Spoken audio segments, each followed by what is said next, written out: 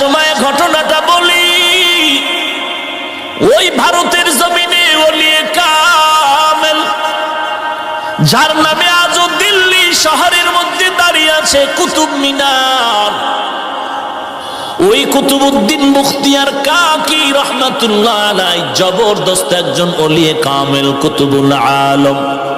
ইন্তেকালের সময় খাদেমকে ডেকে বললেন, রে খাদেম,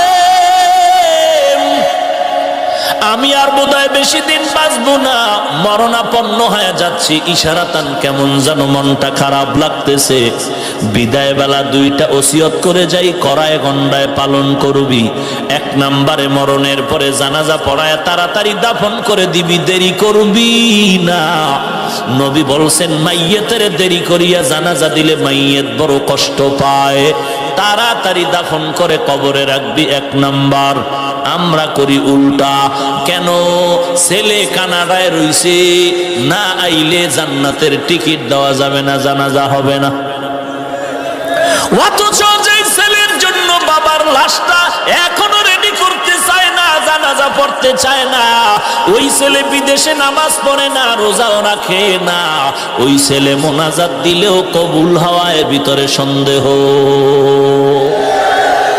এই সন্তানের অপেক্ষায় করে কি লাভ? নবীর কথা মতে জানাজা পড়ায় যদি দাফন করে দিতা, আর সন্তান সে এলাকার আলেম ওলামা নিয়ে যদি কবরের কিনারায় গিয়া দোয়া করত, রব্বির হামহুমা কামা রব্বায়ানি সগীরা, আলেম ওলামাদের দোয়া সন্তানের চোখের পানি বাবার কবর শান্তির ঘর হয়ে যেত। কুতুবউদ্দিন বখতিয়ার কাকি বলেন, এক নম্বর ওসিয়ত, আমার জানাজা তাড়াতাড়ি পড়ায় দাফন করে দিবি। দুই নম্বর ওসিয়ত, আমার লাশটা যখন ময়দানে যাবে হাজার হাজার ভারতের আলেম ওলামা আসবেন, তবে যে কোনো আলেম যেন আমি কুতুবউদ্দিনের জানাজার ইমামতি না করে। তুই আমি ঘোষণা দিলাম, এমন কিছু গুণের কথা বলবো, এই গুণওয়ালা মানুষ যদি তাকে জানাজা পড়াবে, কমপক্ষে 4টা গুণের কথা বলে দিলেন। খাদেম, আমার লাশটা ময়দানে রেডি করে 4টা গুণের কথা বলে দিবি। ওই ময়দান থেকে 4 গুণওয়ালা ব্যক্তি যদি থাকে, সে জানাজার ইমামতি করবে। এই 4 গুণওয়ালা যে থাকবে না, সে যেন আমার জানাজা না পড়ায়। আল্লাহর ওলি কুতুবউদ্দিন বখতিয়ার কাকির ইন্তেকাল হয়ে গেল। খাদেম ময়দানে লাশ হাজির করে, মাইয়াতকে হাজির করে এলান করে দিলেন, 1 নাম্বার ওসিয়ত, জানাজা পড়ায় তাড়াতাড়ি কবরে রাখতে হবে, বিলম্ব করা যাবে না নবীজির হাদিসের কথা মতে। 2 নাম্বার ওসিয়ত, এলাকার মুসলমান জনগণ, জনসমুদ্র ভালো করে শুনে নাও। কুতুবউদ্দিন বখতিয়ার কাকি বলেছেন, জানাজা তাড়াতাড়ি পড়াবার জন্য, তবে সাবধান, যে কোনো আলেম সামনে এগিয়ে আসবেন না। ওই ব্যক্তিকে আসার জন্যই অনুরোধ জানানো হয়েছে, যার মধ্যে 4টা গুণ থাকবে। 1 নাম্বার গুণ, ওই বান্দা জানাজার ইমামতি করবে যেই বান্দা জীবনে আসরের 4 রাকাত ফরজ নামাজের আগে আরো 4 রাকাত সুন্নাত আছে, জীবনে তার সুন্নাত ছুটে নাই। ফরজ না সুন্নাত? 6 মাস না 1 বছর? জীবনেও ছুটে নাই। কেমন সুন্নাত? যেই সুন্নাত পড়লে সওয়াব, না পড়লে গুনাহ নাই। এই সুন্নাত যখন কইছে, ময়দান ঠান্ডা হয়ে গেছে। এই কি যেমন তেমন কাম? ফরজই ঠিক রাখা যায় না, জামাত ছুটে যায় যায় হালাত, সূর্য লাল হয়ে যায়। আবার সুন্নাত খাদেম চিল্লায় কইরে আলেম ওলামার দল। 1 নাম্বার গুণ হইল, জিন্দেগিতে আসরের নামাজের 4 রাকাত ফরজের আগে 4 রাকাত সুন্নাত যার ছুটে না হয়। 2 নাম্বার গুণ বলবো, ও আল্লাহর বান্দা, 2 নাম্বার গুণ, জীবনে বান্দা জবান দিয়া কোনোদিন মিথ্যা কথা বলে নাই,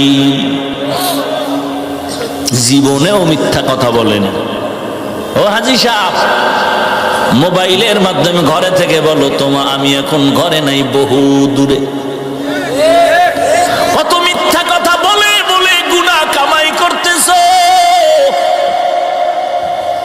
কিয়ামতের ময়দানে দেখবা ওয়াইল নামক জাহান্নাম তোমাকে ডাকবে, ওয়াইলু ইয়াউমা ইযিল লিল মুকাজ্জিবিন, ওয়াইলু ইয়াউমা ইযিল লিল মুকাজ্জিবিন।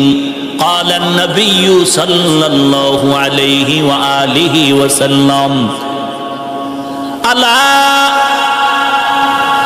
সাবধান হে উম্মতের দল, ইয়াকুম ওয়াল কিযব ফাইন্নাল কিযবা ইয়াহদি ইলাল ফুজুর ওয়া ইন্নাল ফুজুরা ইয়াহদি ইলান নার। এই উম্মতেরা সাবধান, মিথ্যা কথা বলবা না, মিথ্যা তোমাকে ধ্বংসের পথে নিয়ে যাবে। ধ্বংসের পথ মানে জাহান্নামের পথ। ওয়াইল নামক জাহান্নাম মিথ্যাবাদীর জন্য। খাদেম বলে 2 নাম্বার গুণ, জীবনে মিথ্যা কথা বলে নাই। 3 নাম্বার, জীবনে কোনোদিন 2 চোখ দিয়া বেগানার দিকে নজর করে নাই। এই সেলফির গোষ্ঠী, একটা মিস কল ফেলেই দৌড়াচ্ছ। তুই চরিত্র যেই রকম ধ্বংস করবি, কপালে বউ থাকলে এরকম চরিত্রহীনা বউ পাবি। তোর চরিত্র যেমন তোর বউ তেমন। তুই বিয়ার পরে ভাবতেছ বউ কেমন, কোনো ভাবার কিছু নাই, ডাইরেক্ট তাবিজ তুই নিজে। তুই যেমন তোর বউ তেমন। জীবনে কত মেয়ের চরিত্র আঘাত করে সরে যুবক, তোর এমন একটা বউ তুই পাবি অতটা যুবকের চরিত্র ধ্বংস করনেওয়ালা। তুই যত মেয়ের জিন্দেগি নষ্ট করেছ, যত মানুষের চরিত্র ধ্বংস করেছ, এমন এক জল্লাদ তোর ঘরে আসবে বউ হইয়া, 1 বছরে তোর 30 বছরের জাল মিটাই দিবি। হাসো, বেহায়ার মতো হাসো, টের ভাবি সময় মতো। এরে নবীর আশিক উম্মতের দল, এখানে যে যুবক আছো সকলের বোন আছে না নাই? হয়তো তোমার নিজের বোন নাই, চাচতো বোন আছে, মামতো বোন আছে, অধিকাংশ তো নিজের বোন আছে।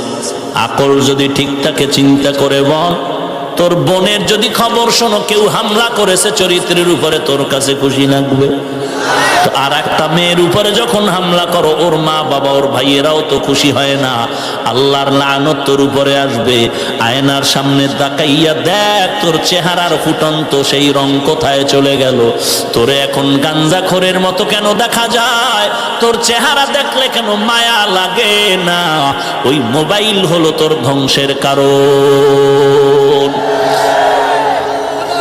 ভাইরা আমার, আল্লাহর বান্দা কুতুবউদ্দিনের খাদেম চিন্তা করে ডাক দিয়া কয়, 3 নাম্বার গুণ জীবনে বেগানার দিকে নজর করে নাই। 4 নাম্বার গুণ হলো জিন্দেগিতে কোনোদিন তাহাজ্জুদের নামাজ কাজা করে নাই।